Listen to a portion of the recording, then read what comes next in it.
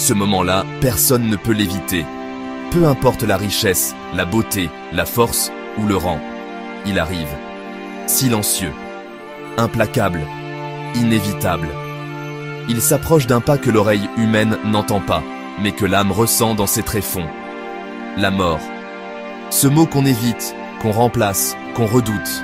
Pourtant, un jour, elle vient, elle frappe, et l'homme devient silence. Mais que se passe-t-il réellement lorsqu'une personne meurt? Que voit-elle? Que ressent-elle? Où va-t-elle? Beaucoup croient le savoir. Peu savent vraiment, et encore moins sont prêts. Quand l'âme quitte le corps, ce n'est pas un simple sommeil. Ce n'est pas un effacement. Ce n'est pas l'oubli. C'est une séparation, violente parfois, inattendue, souvent. L'instant qui suit le dernier souffle est un basculement. La matière devient vide, le corps devient coquille. Et l'âme, cette étincelle divine, cette réalité invisible mais vivante, se détache. Elle se redresse. Elle réalise. Elle voit son corps. Elle entend les pleurs, les cris ou le silence. Elle comprend qu'elle n'est plus de ce monde. Et là, tout commence. L'âme est alors confrontée à une vérité implacable. Ce qu'elle a cru toute sa vie, ce qu'elle a ignoré, rejeté ou servi, devient sa réalité éternelle. Il n'y a plus de retour en arrière, plus d'excuses, plus de négociations. La conscience s'éveille comme jamais, et l'âme réalise que l'au-delà n'est pas un mythe. Pour ceux qui ont vécu sans Dieu, sans repentance, sans vérité, l'effroi commence. Pas une peur passagère, un vertige éternel. Car ils sentent, ils voient, ils entendent, mais ne peuvent plus agir. Ils comprennent qu'ils ont méprisé les signes, ils ont rejeté les appels. Ils ont préféré la religion à la repentance, l'apparence à l'alliance. Et maintenant, un gouffre s'ouvre, pas un gouffre symbolique, un gouffre spirituel. Luc 16 parle de l'homme riche et de Lazare. Le riche meurt, et aussitôt, il lève les yeux dans le séjour des morts. Il a conscience, il se souvient, il souffre, il parle, il supplie. Trop tard, l'âme perdue est éveillée. Mais pour l'âme qui a marché avec Dieu, pour celle qui a pleuré, combattu, résisté, cru malgré tout, une paix étrange descend. Pas une paix humaine, une paix divine, comme si les anges eux-mêmes venaient l'envelopper, car c'est ce qu'ils font. Jésus dit que les anges portent l'âme de Lazare dans le sein d'Abraham. Une escorte céleste, une entrée royale, car pour Dieu, la mort de ses saints est précieuse. Ce n'est pas une fin, c'est une naissance, un passage, une délivrance. Ce n'est pas l'homme qui meurt, c'est la chair qui se détache. L'âme entre dans la lumière. Pas une lumière vague, pas une lumière floue, une lumière vivante, un amour intense, une vérité qui transperce tout. Et là, l'âme voit, elle voit la gloire, elle voit ce qu'aucun œil n'a vu, ce qu'aucune langue ne peut décrire. Elle voit les anges, les justes rendus parfaits, l'harmonie éternelle. Elle voit le Christ, non plus sur une croix, mais glorieux, victorieux, étincelant. Et dans son regard, l'âme comprend tout.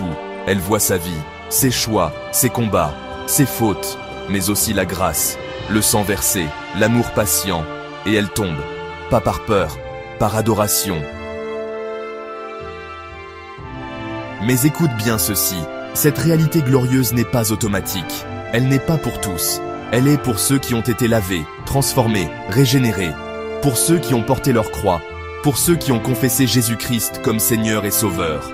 Pas juste à l'église, mais dans leurs actes, leurs pensées, leurs choix, leur vérité. Ce qui se passe après la mort ne dépend pas de ta religion, ni de ton église, ni de tes bonnes œuvres. Cela dépend de ta relation avec la vérité.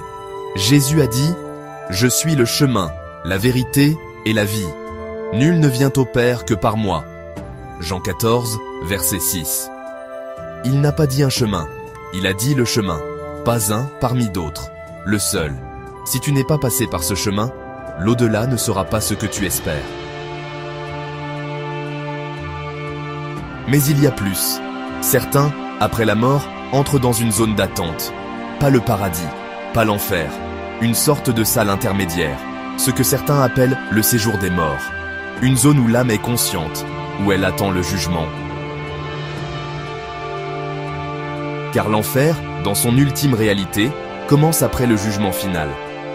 L'Apocalypse parle d'un lac de feu, préparé pour le diable et ses anges. Ce n'est pas une fable, c'est la justice divine, contre laquelle aucun avocat ne peut plaider. Le trône blanc s'élèvera, et chaque âme, grande ou petite, riche ou pauvre, sera appelée. Les livres seront ouverts. Pas les réseaux sociaux, les livres célestes. Et l'on y lira les œuvres, les pensées, les intentions, les mensonges, les choix. Et puis, un autre livre, le livre de vie, celui où sont écrits les noms de ceux qui ont été sauvés par grâce, ceux qui ont accepté le sacrifice du Christ, ceux qui ont marché dans la lumière, ceux qui ont persévéré. Ceux-là, la mort ne les retient pas, car leur nom est écrit là où rien ne peut l'effacer. Mais pour ceux dont le nom n'y est pas, le sort est scellé, pas parce que Dieu est cruel, mais parce qu'ils ont choisi. Car l'au-delà n'est pas une surprise, c'est la conséquence. Et pourtant, ici-bas, on vit comme si la mort n'existait pas. On court, on cherche, on bâtit, on jalouse, on trahit, on oublie, on nie. Mais la mort n'attend pas ton consentement. Elle vient, elle frappe à la porte au jour qu'on n'attend pas. Et alors, tout ce qui semblait important disparaît. L'argent, la réputation, les likes, les titres, les vêtements, tout. Seule ton âme reste. Et elle sait. Elle sait ce qu'elle a fait, ce qu'elle a été, ce qu'elle a cru. Beaucoup pensent qu'ils auront le temps de se repentir à la dernière minute. Mais qui leur garantit une dernière minute? Qui leur promet un souffle de plus? La mort peut venir pendant le sommeil, un accident, une crise, une seconde. Et c'est fini. C'est pourquoi la Bible dit: aujourd'hui, si vous entendez sa voix, n'endurcissez pas vos cœurs. Hébreux 3, verset 15.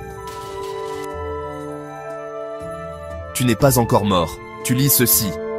Cela signifie que Dieu te parle. Il t'aime assez pour t'avertir. Il te tend encore la main. Il t'appelle, pas à la peur, mais à la préparation. Car ceux qui sont en Christ ne craignent pas la mort. Ils la regardent en face. Ils la défient. Ils la traversent. Car ils savent qu'au-delà, il y a la couronne. Il y a la vie. La vraie. Ne te laisse pas tromper par les illusions de ce monde. Ce monde est un souffle. Un passage, un décor. Ce n'est pas ici que tout se joue, c'est là-haut. Et quand ton heure viendra, que verras-tu? À quoi ton âme sera-t-elle confrontée? Qui viendra te chercher? Prépare-toi, pas demain, maintenant, car la mort ne prévient pas. Mais Dieu, oui, et aujourd'hui, il t'a parlé.